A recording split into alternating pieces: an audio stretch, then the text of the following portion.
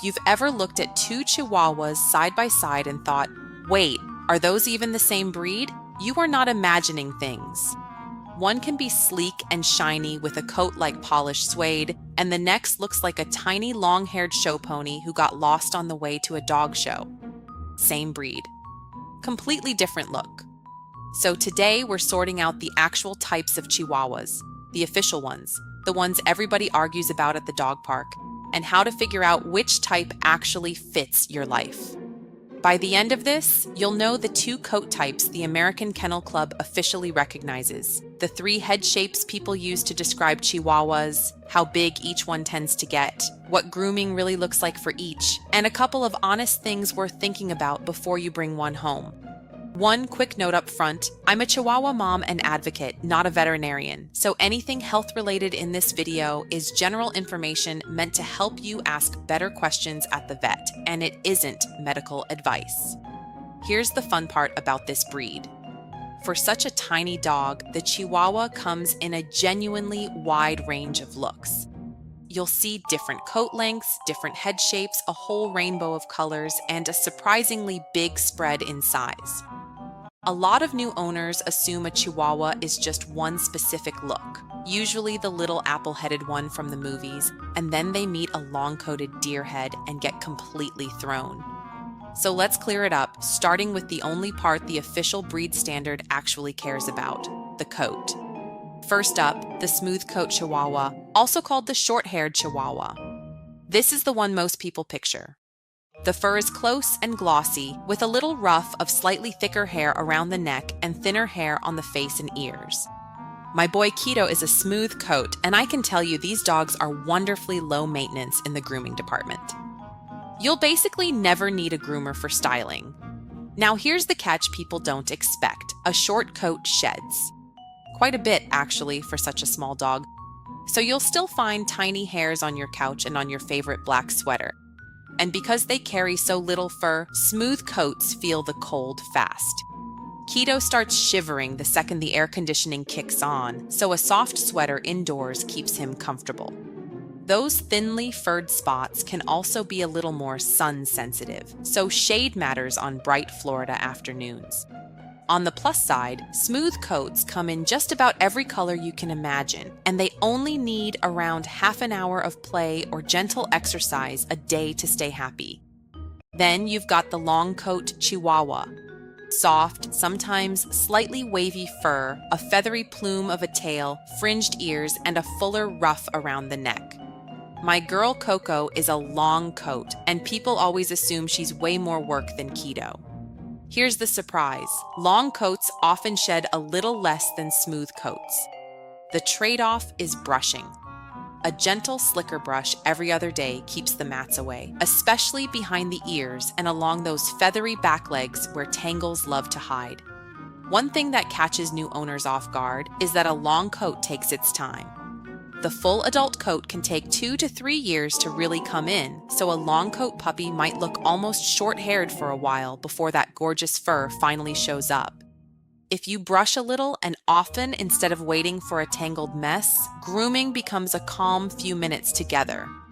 And while you're brushing, you get a free chance to check their skin and ears, which is a lovely habit to build early. The thing to hold on to here, smooth or long, the temperament underneath is the same spirited, devoted little dog. Coat really just comes down to your climate and how much brushing you enjoy. Okay, now the part everybody asks about, head shapes. And here's the key thing to understand. The AKC does not recognize these as separate types of Chihuahuas. There's no deer head box to check on a registration paper. But the terms are everywhere, so it really helps to know them. Start with the apple head.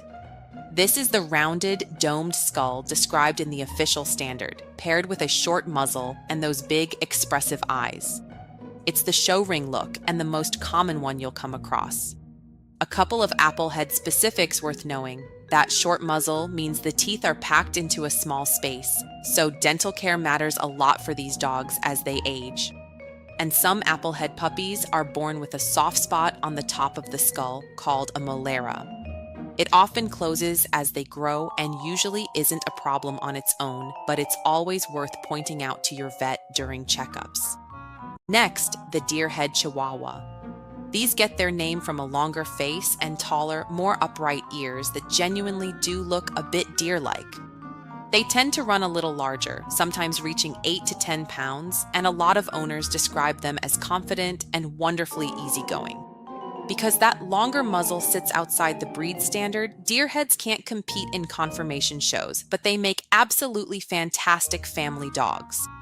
That slightly bigger frame also means a standard tiny bed can feel cramped, so a roomier bed lets a deerhead stretch all the way out and actually sleep well. And then there's the pear head, which is the rare one. Flatter skull, longer snout, an outline that's a bit, well, pear-shaped. You won't run into these often, and they aren't shown either, but temperament-wise, they're right in line with every other Chihuahua, affectionate and very much convinced they run the household. Let's talk size for a second, because it trips a lot of people up. The show standard caps the breed at around 6 pounds.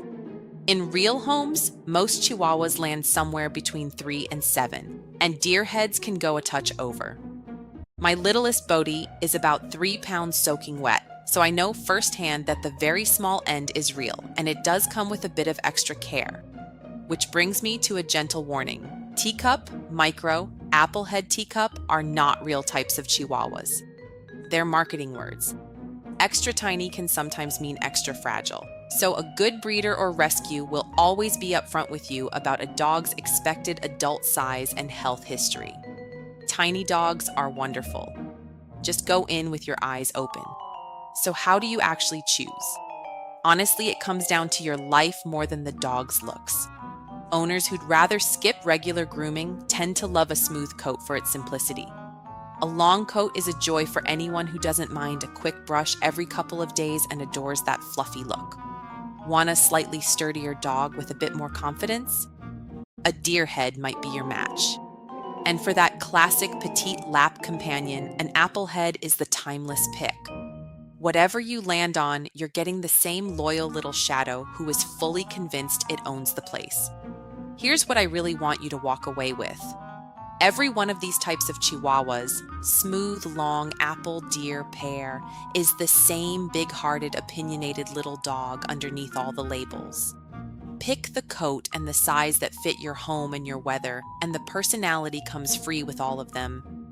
So tell me down in the comments, what type is your Chihuahua? And be honest, did you choose the type, or did the type choose you? I read every single one. If this helped, the full written guide is linked below, and you can join the Chi Society Pack for free to get our Chihuahua stories and tiny dog tips sent straight to you.